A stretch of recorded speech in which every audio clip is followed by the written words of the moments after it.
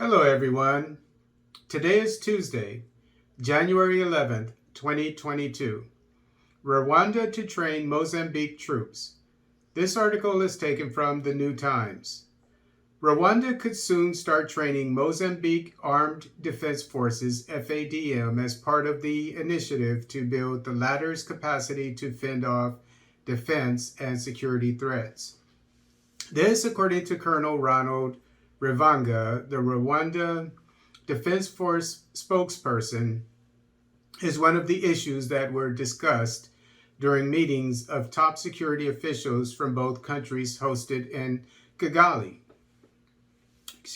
The meetings, which ended on Monday, aimed at examining the progress on the restoration of state authority in the country's northernmost province, Cabo Delgado, 6 months since Rwanda deployed troops to the country.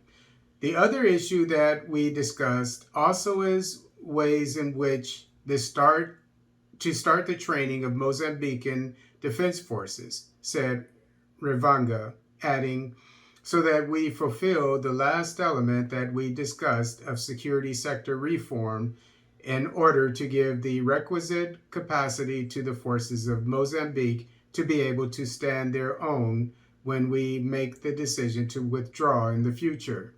General Admiral Joaquim Rivas Mangrace, the Chief of General Staff for FADM, said that we came here to discuss further security arrangements to support Mozambican forces in their journey to improve their capacity through training on one hand and fighting the insurgents whenever they may be. As it stands, General Mangrace says the insurgents were significantly weakened and that these joint efforts will continue to build from these results. Rwanda was the first African country to send troops to Mozambique's northern province to support the country to restore peace in the area that had increasingly faced attacks by armed groups since late 2017. The Southern African Regional Bloc, SADC, followed suit by sending in hundreds of troops. The Mozambican delegation is in Rwanda for a 3-day official visit, during which both sides will review the security situation in Cabo Delgado province and devise measures to succeed in ongoing operations in the province.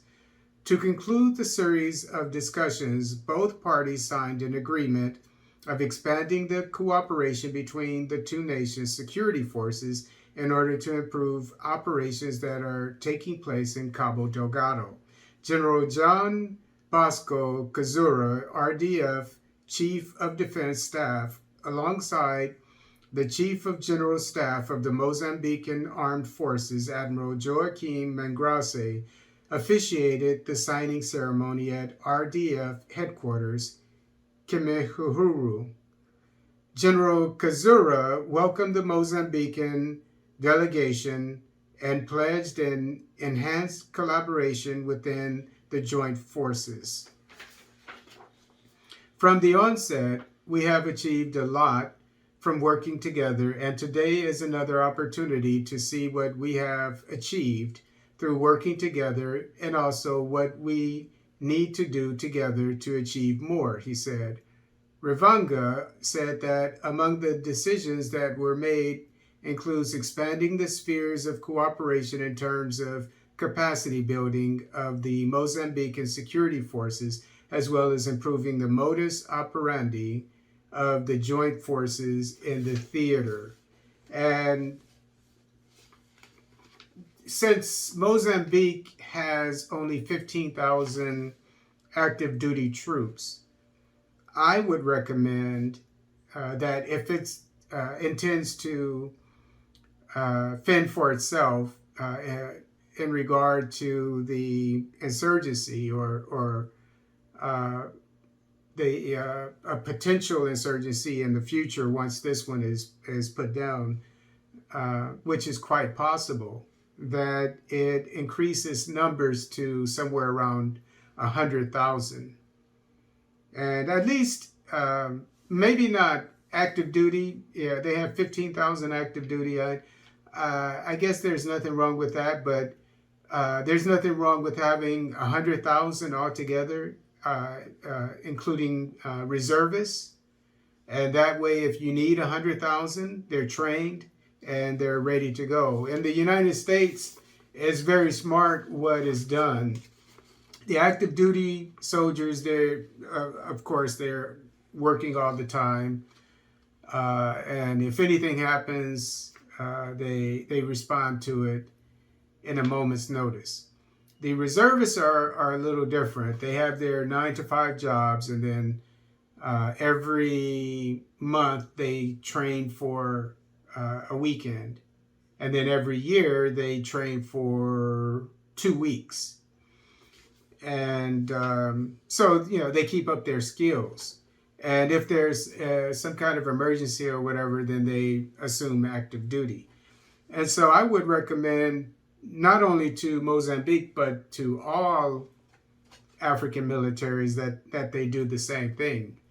And even though in the U.S. military, the reservists are not treated the same as the active duty soldiers, because when you do something day in and day out, you become a professional at it. Whereas if you do something once every month, and then it's not the same thing. So you don't have the same expertise, but you still have expertise.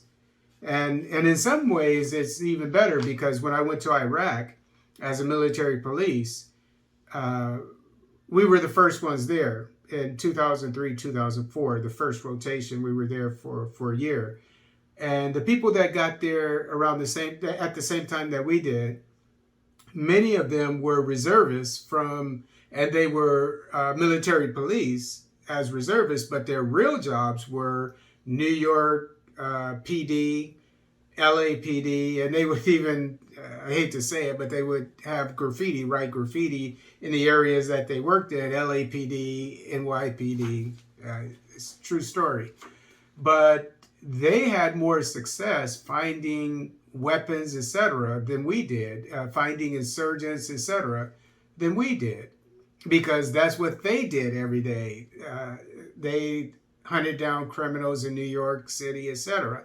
So they were better at law enforcement than we were. So in some ways, and likewise with in Iraq, the medics who were actually nurses, some of them were even doctors, as reservists in New York City emergency rooms, etc. They did better jobs than our medics did.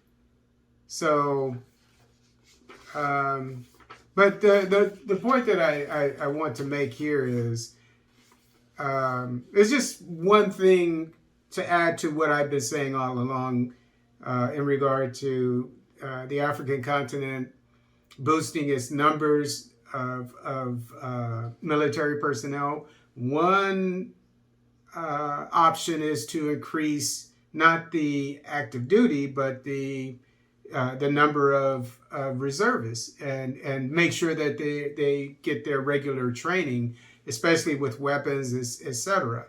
And they'll be able to do the same missions that the active duty service members will be able to do, especially when it comes to fighting insurgencies. You'll always have them available.